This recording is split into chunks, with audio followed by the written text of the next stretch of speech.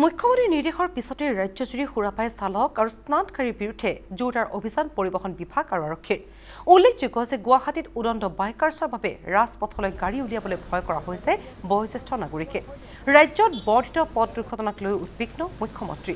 সুৰাপাইক জৰিমনা আৰু বাইক স্টাণ্টকাৰীক গ্ৰেপ্তাৰ কৰিবলৈ কঠোৰ নিৰ্দেশ দিছে মুখ্যমন্ত্ৰীয়ে।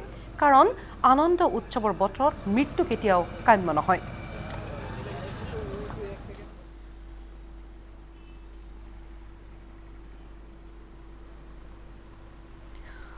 আৰু ৰাজ্যৰ বিভিন্ন প্ৰান্তত এইদৰে পৰিবহণ বিভাগ আৰু আৰক্ষীয়ে জোৰদাৰ অভিযান আৰম্ভ কৰিছে মুখ্যমন্ত্ৰীৰ নিৰ্দেশৰ পিছতে। তিনিচুকীয়াৰ পৰিৱেশ আমাক আৰু অধিক জনাব তিনিচুকীয়াৰ চিনিয়ৰ ব্যুৰ চিফ ৰঞ্জিত দত্তই।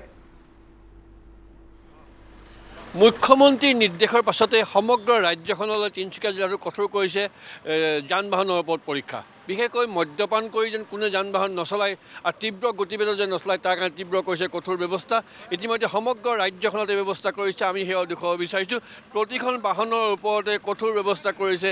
আমি সেয়াও দেখুৱাব বিচাৰিছোঁ যে আচলতে এতিয়া যি ব্ৰেথ এনালাইজাৰ সেই ব্যৱস্থা ইয়াত লগাইছে আৰু তেওঁলোকে মদ্যপান কৰি আছে নে নাই সেয়া চাবলৈ আচলতে চেষ্টা কৰিছে। আমি সেয়া দেখুৱাবলৈ বিচাৰি আছোঁ। ইতিমধ্যে বিভিন্ন প্ৰান্তত এই ধৰণৰ পৰীক্ষা আৰম্ভ হৈছে আৰু সেই পৰীক্ষাৰ অন্তৰ্গত তিনিচুকীয়া জিলাখনতো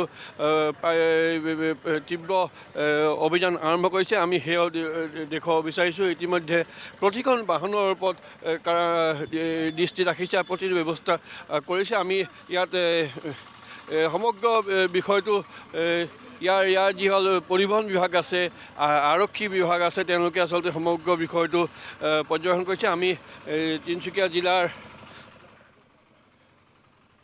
এই পৰীক্ষাৰ ক্ষেত্ৰত তদাৰক কৰা জিলা প্ৰশাসনৰ বিষয়বোৰ আছে, তেওঁলোকৰ ওচৰলৈ যাম। তেওঁকো আমি সুধিব বিচাৰিম সমগ্ৰ বিষয় সম্পৰ্কত কি ক'ব আচলতে।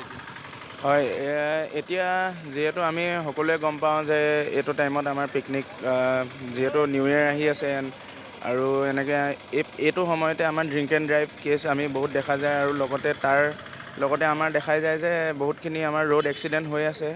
আমি পাষ্ট ইয়াৰ্ছতো দেখিছোঁ। সেইকাৰণে আমাৰ ইয়াত আমাৰ ডিষ্ট্ৰিক্ট এডমিনিষ্ট্ৰেশ্যন, আপোনাৰ এক্সাইজ, ট্ৰান্সপৰ্ট আৰু ট্ৰাফিকৰ সকলো আমি বিষয়ববীয়া আহি আজি ইয়াত আমাৰ বহুতকেইটা নাকা চেকিং পইণ্ট পৰিছে। তাৰে ভিতৰত এটা আমি তিনিচুকীয়া সমষ্টিৰ টাউনত আমি এটা নাকা চেকিং বহাইছোঁ, যাতে এইটো বহোৱা হৈছে এইটো কাৰণে যাতে আমাৰ যিমান ড্ৰিংক এণ্ড ড্ৰাইভ ৰিলেটেড আমাৰ যিমান এক্সিডেণ্ট হয় সেই এক্সিডেণ্টখিনি যাতে আমাৰ কম হয় সেইটো কাৰণে আমি কৰি আছোঁ। ধন্যবাদ।